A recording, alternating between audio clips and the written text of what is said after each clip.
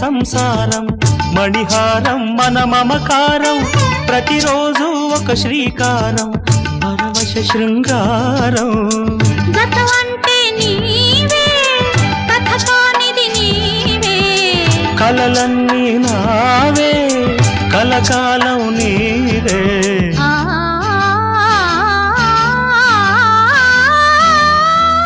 రాముడు అనుకోలేదు జానకి పతి కాగలనని ఆనాడు